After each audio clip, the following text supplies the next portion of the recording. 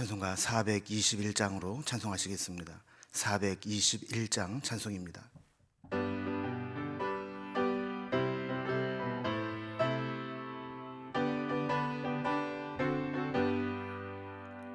내가 예수 믿고서 죄 사함 받아 나의 모든 것 다 변했네. 지금 내가 가는 길 천국길이요, 주의 피로 내 죄가 씻겼네. 나의 모든 것 변하고 그 피로 구속받았네. 하나님은 나의 구원 되시오니 내게 정죄함 없겠네.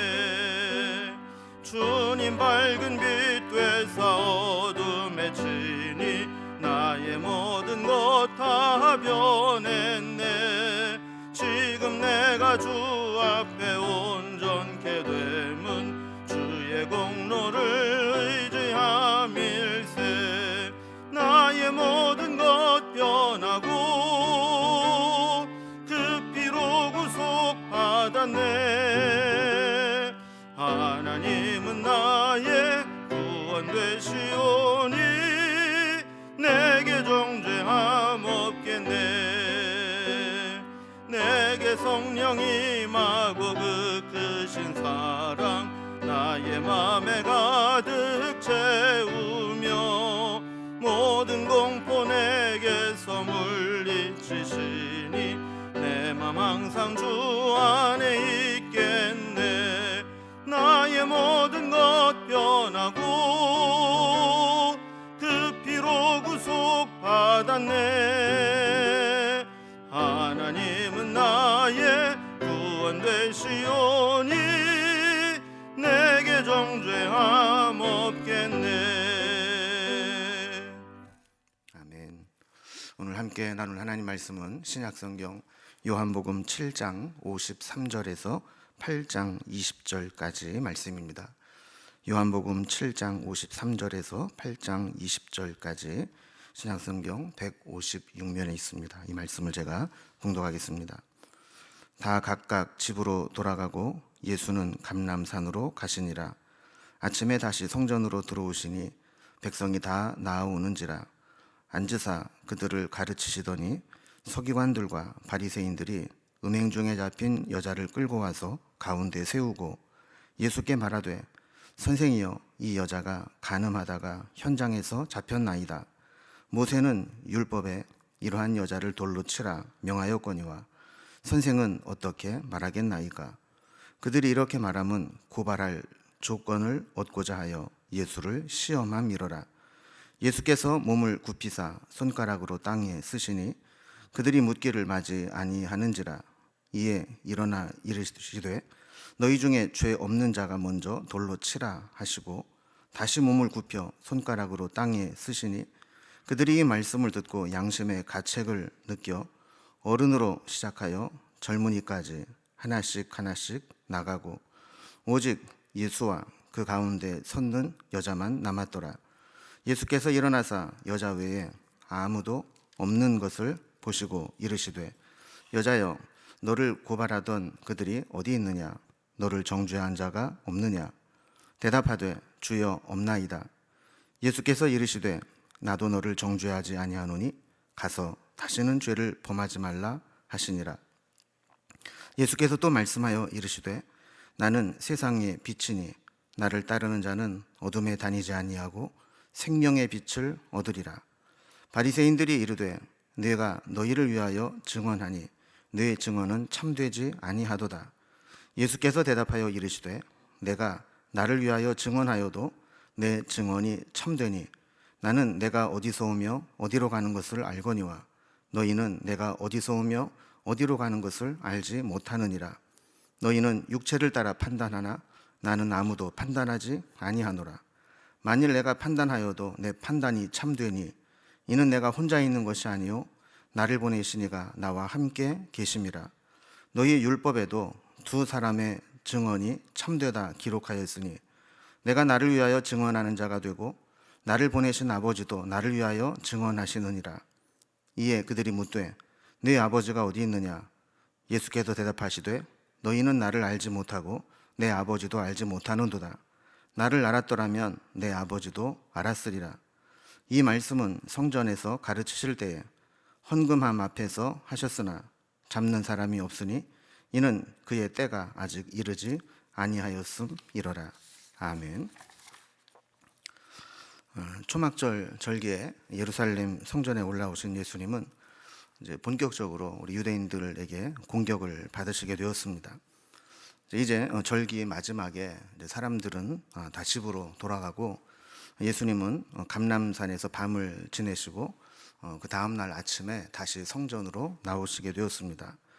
예수님이 나오실 것을 알고 기다리던 유대인들은 예수님을 시험하기 위해서 한 가지 음모를 꾸미게 됩니다. 현장에서 가늠하다 잡힌 여자라고 하면서 여인 한 명을 끌고 와서 율법에 의하면 가늠하다 잡힌 여인은 돌로 치라 되었는데 어떻게 해야 되느냐라고 물은 것입니다. 예수님은 이 사건에 대해서 예수님만의 방식으로 해결을 하시면서 바리새인들과 논쟁을 통해서 예수님이 세상의 빛으로 오셨다라는 선포를 하시게 됩니다. 오늘 본문의 이런 내용을 단락별로 구분을 해보면 먼저 7장 53절에서 8장 5절까지는 이제 가늠하다 잡혀온 여인을 데리고 와서 예수님을 시험하는 자들이 나옵니다. 그리고 6절에서 11절까지는 죄 없는 자가 먼저 돌로 치라 하면서 그 여인을 용서하신 예수님이 나오고 12절에서 20절까지는 바리새인들과의 논쟁을 통해서 세상의 빛으로 오신 예수님을 스스로 증언하고 선포하는 내용으로 되어 있습니다. 그럼 먼저 첫 번째 단락을 봅니다. 가늠하다가 잡혀온 여인을 데리고 와서 예수님을 시험하는 자들이 있었습니다. 요한복음에 보면 초막절에 예루살렘에 올라오신 예수님은 10장 22절에 나오는 수전절이라고 하는 절기까지 예루살렘에 계속 머물러 있는 것으로 나타나 있습니다. 어제 본문에서 초막절 명절 끝날 있었던 일에 대해서 다루고 있었다면 이제 오늘 이제 53절 말씀을 보면 일단 이제 그날 절기를 마치고 사람들이 다 집으로 돌아갔다 이렇게 기록하고 있습니다. 그리고 이어지는 8장 1절에 보면 예수님은 감람산으로 가셨다 이렇게 되어 있습니다. 예수님은 예루살렘에 올라오실 때마다 주로 감람산에서 기도하시면서 밤을 지새우곤 하셨죠. 그리고 이제 2절에 보면 아침에 다시 성전으로 들어오시니 백성이 다 나오는지라 앉으사 그들을 가르치시더니 그랬습니다. 그러니까 명절은 끝났지만 예수님은 그 다음 날에도 성전에 올라오셔서 말씀을 가르치셨습니다. 자, 그런데 이때 전혀 예상치 못했던 사건이 발생을 합니다. 예수님을 시험할 음모가 기다리고 있었던 겁니다. 3절과 4절에 보면 서기관들과 바리새인들이 음행 중에 잡힌 여자를 끌고 와서 가운데 세우고 예수께 말하되 선생이여 이 여자가 가늠하다가 현장에서 잡혔나이다 이렇게 이야기를 했습니다. 서기관들과 바리새인들은 예수님을 곤경에 처하도록 하기 위해서 예수님이 올라오신 것을 확인하고 예수님께 나온 것입니다. 여자를 한 명 데리고 왔는데 음행 중에 잡힌 여자, 즉 현행범이라는 겁니다.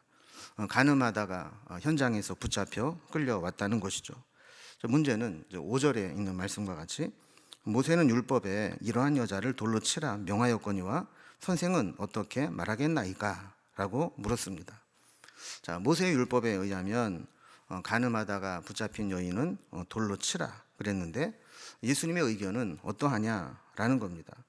자, 만약에 예수님께서 이 여인을 용서해 줘라 이렇게 말한다면 그건 율법을 부정한 자라고 하면서 예수님을 공격할 빌미를 삼게 되는 것이고, 만약에 율법대로 이 여인을 돌로 쳐라 이렇게 한다면 그동안 예수님께서 죄인과 세리의 친구라고 하면서 잃어버린 자를 찾으러 왔다고 했는데 다 거짓말이었다 이렇게 하면서 예수님을 따르는 자들로부터 예수님을 이간질시킬 수 있는 그런 계기가 되기 때문이었습니다.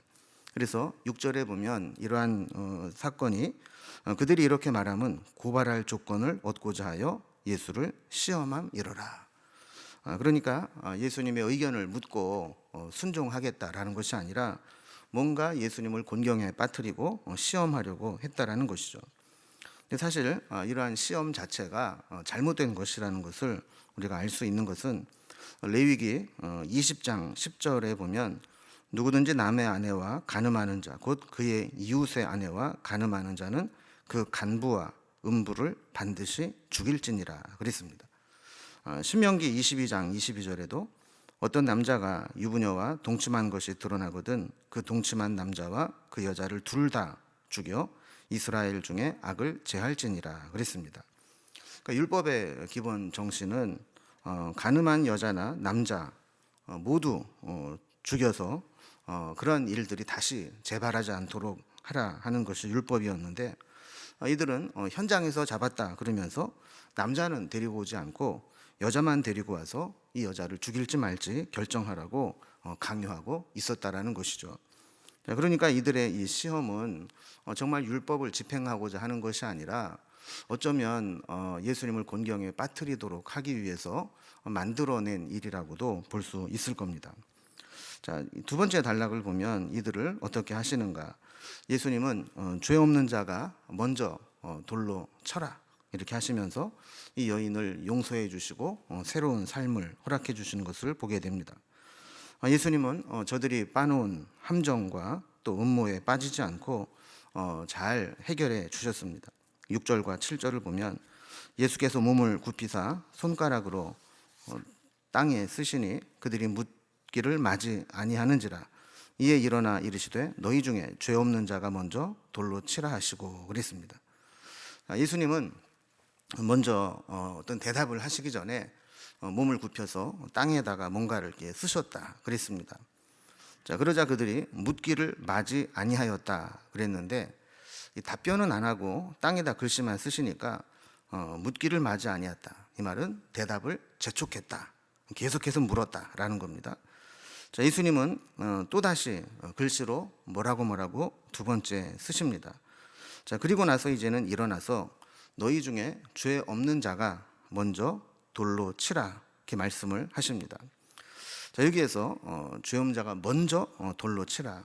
누군가가 먼저 돌로 치기 시작하면 사람들이 집었던 돌을 그 후에 계속 던지게 되는데 이 율법에는 가장 먼저 돌 친 자 그가 사건의 증인입니다. 나중에 이 처형에 대해서 문제가 생기게 된다면 가장 먼저 돌로 친 자가 책임을 져야 했고 왜 이 여인을 돌로 쳐 죽여야 됐는지 이유를 설명해야 했습니다. 자, 그러니까 죄 없는 자가 먼저 돌로 치라. 이 말은 용기 있고 깡 좋은 사람이 먼저 돌을 던져봐라 이게 아니고 나중에 이 사건이 문제가 되었을 때 또 이 사건과 연루되어서 어떤 책임 소재가 생겼을 때 책임질 수 있는 사람 그 사람이 먼저 돌을 던져라 라는 말씀입니다. 자, 그리고 8절에 보면 예수님이 또 다시 몸을 굽혀서 손가락으로 땅에 무엇인가를 쓰셨습니다. 자, 예수님이 쓰신 글씨를 이렇게 지켜보던 사람들이 9절에 보면 그들이 이 말씀을 듣고 양심의 가책을 느껴 어른으로 시작하여 젊은이까지 하나씩 나가고 오직 예수와 그 가운데 섰는 여자만 남았더라 그랬습니다. 자, 예수님이 쓴 글씨가 무엇이냐? 이건 나중에 이 본문을 가지고 설교할 시간이 있을 때는 충분한 시간이 있을 때 좀 말씀을 드리고 일단 이제 어떤 신학자 중에 하나는 이때 예수님이 땅에 쓰신 글씨는 앞에서 살기를 가지고 돌을 던지려고 들고 있는 자들의 숨겨진 죄목을 거기다 쓴 것이 아니었나 이렇게 해석을 하기도 합니다. 어쨌든 분명한 것은 예수님께서 땅에 쓰신 어떤 글씨와 죄 없는 자가 먼저 돌을 치라. 그들에게 너희들이 정말 죄가 없다면 너희들이 정죄할 수 있는 만큼 깨끗하다면 돌을 치라 이 말씀을 하셨을 때 그 말씀은 그들의 숨겨진 죄를 들키지 않은 죄를 깨닫게 했고 양심의 가책을 느끼게 했다라는 겁니다. 저들은 이 처형의 책임을 면하기 위해서 서로 돌을 던지지 못하고 있었습니다. 그래서 어르신들에게 어르신이 먼저 좀 돌을 던지시죠 라고 하였고, 이 나이 든 사람부터 난 저렇게 돌을 던질 자격이 없다, 내 양심이 허락하지 않는다. 그래서 한 사람씩 떠나게 되었고, 마지막에 젊은이까지, 가장 나이 어린 사람들까지 다 떠나게 되었다라는 겁니다. 자신의 이제 숨겨진 이 죄악이 발각되지를 원치 않아서 떠나가게 되면서 결국 예수님과 이 여인만 남게 되었습니다. 10절에 보면 예수께서 일어나사 여자 외에 아무도 없는 것을 보시고 이르시되 여자여, 너를 고발하던 그들이 어디 있느냐? 너를 정죄한 자가 없느냐라고 물었습니다. 자, 자칫 잘못하면 예수님께서 말 한마디 잘못하시면 돌에 맞아 죽을 수 있는 상황에서 두려움에 떨고 있던 이 여인에게 예수님은 너를 정죄하던 사람, 고발한 사람 다 돌아가고 없다, 살펴봐라, 이렇게 말씀을 알려주시는 거죠. 11절에 보면 대답하되 주여 없나이다. 예수께서 이르시되 나도 너를 정죄하지 아니하노니 가서 다시는 죄를 범하지 말라 하시니라 그랬습니다. 그러니까 더 이상 너를 정죄할 사람이 없다. 그리고 예수님은 나도 너를 정죄하지 않는다, 용서해 주시면서 가서 다시는 죄를 범하지 말라, 이렇게 권면하여 보내게 됩니다. 이 여인은 예수님이 생명의 은인이 되는 것이죠. 잘못하면 돌에 맞아 죽을 수 있는 상황에서 예수님의 지혜로우신 판결로 인해서 그를 정죄하지 못하게 되었던 겁니다. 7장 35절부터 8장 11절까지는 이제 꺽쇠로 되어 있는데, 이번 각주 부분에 보면 어떤 사본에는 없는 본문이라 이렇게 설명을 해 놓았습니다. 사실 이 본문이 신학적으로 보면 논란이 좀 있을 수 있는 본문이고, 여러 가지로 초대교회부터 이 본문에 들어가야 맞는지 아니면 빠져야 되는지 받아들이기 힘든 내용이 있었기 때문에 그렇게 사본이 있는 곳이 있고 없는 곳이 있었다라는 것을 이제 설명을 해주고 있습니다. 어쨌든 이제 이 사건이 있은 후에 예수님께서는 또 바리새인과 논쟁을 하시게 되는데, 세 번째 단락을 보면 이 바리새인과 논쟁을 통해서 예수님이 세상의 빛으로 오신 분임을 스스로 증언하고 이로 인해 논쟁하는 장면이 나오게 됩니다. 예수님과 이 바리새인들 사이에 논쟁이 시작되는데, 먼저 이 맨 뒤에 20절에 보면 이 말씀하시는 이제 배경이 나옵니다. 이 말씀은 성전에서 가르치실 때 헌금함 앞에서 하셨으나 잡는 사람이 없으니 이는 그의 때가 아직 이르지 아니하였음이로라 그랬습니다. 그러니까 초막절 기간 중에는 절기 기간에 헌금함이 있었습니다. 그래서 하나님 앞에 예배하러 온 사람들이 헌금을 했는데, 이 헌금함이 어디 있었냐면 이제 성전에 보면 유대인의 뜰, 또 이방인의 뜰, 여인의 뜰 뭐 이렇게 구분이 되어 있는데, 여인의 뜰에 있었습니다. 그래서 여인의 뜰에 금초대 4개의 불을 밝혀두면서 그 앞에 헌금함을 두었는데, 예수님께서 헌금 앞에서 가르치셨다라는 거예요. 그러면서 그때는 아직 때가 이르지 않아서 잡는 사람이 없었다 그러는데, 이 이제 헌금함 앞에 4개의 금초대가 있는 것을 보시면서 예수님은 자신이 생명의 빛이라 이렇게 소개를 하시는 겁니다. 그래서 다시 12절로 돌아와 보면 예수께서 또 말씀하여 이르시되 나는 세상의 빛이니 나를 따르는 자는 어둠에 다니지 아니하고 생명의 빛을 얻으리라 그랬습니다. 요한복음에 보면 나는 무엇이다라고 하는 에고 에이미라고 하는 자기 선언이 여러 가지가 나오는데, 여기 보면 나는 세상의 빛이다 이렇게 소개를 하십니다. 예수님이 오신 목적은 어두운 이 세상에 빛이 되게 하셔서 더 이상 이 세상이 어두움에 방황하지 않고 생명의 빛을 따라서 생명을 얻게 하려 함이라 하는 겁니다. 여기에 대해서 바리새인들은 즉각 반박합니다. 13절에 보면 바리새인들이 이르되 내가 너를 위하여 증언하니 내 증언은 참되지 아니하도다 그랬습니다. 그러니까 자기 스스로 세상의 빛이다 그러니까 그 증언은 효력이 없다, 참되지 않다라는 겁니다. 그러니까 혼자 증언하는 이 셀프 증언은 법적 효력이 없다라는 겁니다. 이따가도 살펴보겠지만 율법에 자신의 사실을 입증하려면 두 사람 이상의 증인이 있어야 되는데 자기 혼자서 나는 세상의 빛이다라고 아무리 이야기를 해도 이건 효력이 없는 선언이라는 것이죠. 여기 대해서 14절에 보면 예수께서 대답하여 이르시되 내가 나를 위하여 증언하여도 내 증언이 참되니 나는 내가 어디서 오며 어디로 가는 것을 알거니와 너희는 내가 어디서 오며 어디로 가는 것을 알지 못하느니라 그랬습니다. 그러니까 예수님 혼자 스스로 증언하여도 참된 효력이 있다라는 거예요. 왜냐하면 예수님은 모든 것을 다 알고 계시고 바리새인들은 아무것도 모르기 때문에 예수님이 모든 것을 알고 계신 분이 증언하는데 모르는 사람이 거기에 대해서 트집을 잡을 수가 없다라는 것이죠. 자, 그러면서 15절과 16절에 보면 너희는 육체를 따라 판단하나 나는 아무도 판단하지 아니하노라. 만일 내가 판단하여도 내 판단이 참되니 이는 내가 혼자 있는 것이 아니요 나를 보내신 이가 나와 함께 계심이라 그랬습니다. 그러니까 바리새인들의 눈에 보기에는 육체의 조건만 보이고 사람만 증인으로서 판단하는 것이 중요하지만 예수님은 하나님이 함께 하시는 분이고 하나님이 친히 증언해 주시기 때문에 다른 사람의 증언이 필요 없다라는 것이죠. 예수님은 스스로 증언하는 것이 효력이 없다고 주장하는 자들에게 17절과 18절에 보면 너희 율법에도 두 사람의 증언이 참되다 기록하였으니 내가 나를 위하여 증언하는 자가 되고 나를 보내신 아버지도 나를 위하여 증언하시느니라 이렇게 말씀을 합니다. 자, 그러니까 예수님께서 나는 세상의 빛이다 라고 말씀하셨을 때 유대인들은 너 혼자 네가 세상의 빛이라고 말한다고 그게 네가 세상의 빛이 되냐, 두 사람 이상은 증인이 있어야지 그랬을 때 예수님은 그래 그럼 너희들 주장대로 율법에 규정된 대로 둘의 증인을 본다면 말씀하는 나 자신도 증언이고 나를 보내신 아버지 하나님도 증인이다. 그러니까 증인 둘의 증언이 확보되었다라는 겁니다.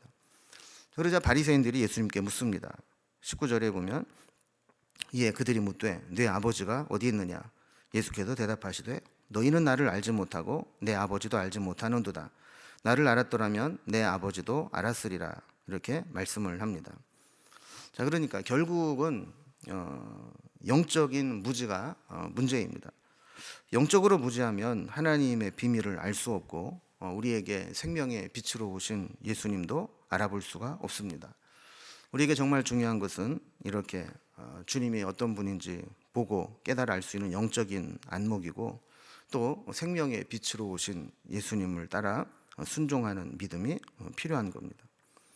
오늘 말씀을 정리해 보면 여러분 이 세상에는 의인은 없고 두 종류의 죄인만 존재한다고 합니다. 들킨 죄인과 들키지 않은 죄인만 존재한다는 것이죠. 우리는 다른 사람을 정죄하기 전에 먼저 나의 문제를 바라보고 주님 앞에 내 죄의 용서함과 또 주님의 뜻대로 살아가는 것이 필요합니다. 뿐만 아니라 주님께서 우리의 생명의 빛으로 오셨다라고 말씀을 하는데 어둠 가운데 있지 않고 생명의 빛 되신 주님을 따라서 그 빛을 따라 가다 보면 결국에는 영생에 이르고 생명에 이르게 되는 겁니다. 우리의 남은 일생 빛 되신 주님을 바라보고 따라가면서 결국 마지막에 생명의 빛으로 이끌림을 받을 수 있는 우리의 삶이 될 수 있기를 주님의 이름으로 기원합니다. 기도하겠습니다. 하나님 아버지, 사람들은 자기 안에도 죄의 본성과 또 아직 들키지 않은 숨겨진 죄를 가득 가지고 있으면서도 다른 사람이 잘못한 것을 보면 그것을 비난하고 정죄하면서 마치 자기는 의로운 사람인 것처럼 그렇게 착각하고 자기의 잘못과 죄악을 감추려고 하는 모습을 보게 됩니다. 우리는 그렇게 자신의 죄를 감추려고 할 것이 아니라 주님 앞에 아직 드러나지 않은, 들키지 않은 나의 죄목들을 인정하고 고백하며 회개하여 돌이키는 자가 되게 하여 주시고 주님 앞에 늘 새롭게 설 수 있는 삶이 되게 하여 주옵소서. 뿐만 아니라 생명의 빛으로 오신 주님을 바라보면서 우리가 더 이상 어두움 가운데 헤매지 않게 하시고 빛으로 오신 주님을 바라보며 그 빛으로 인도하시는 주님을 따라가며 빛으로 오신 주님과 함께하면서 영생에 이르는 생명의 빛으로 이끌림을 받아서 이 세상 사는 날 동안 그 생명의 빛과 동행하는 삶을 살아가게 하여 주옵소서. 오늘도 우리를 인도하신 주님을 바라보고 또 빛으로 오신 주님을 따라가며 믿음으로 살아가기를 원하오니 해가 맞도록 우리의 삶을 지켜주시고 우리의 모든 언행 심사를 또 하나님의 은혜 가운데 인도하여 주시며 우리 주변에 일어나고 있는 모든 일들도 하나님의 선하신 뜻 가운데 이루어 주시기를 소망합니다. 우리의 기도 가운데 함께 하실 하나님을 바라보며 예수님의 이름으로 기도드리옵나이다. 아멘. 각자의 기도 제목들로 자유롭게 기도하시겠습니다.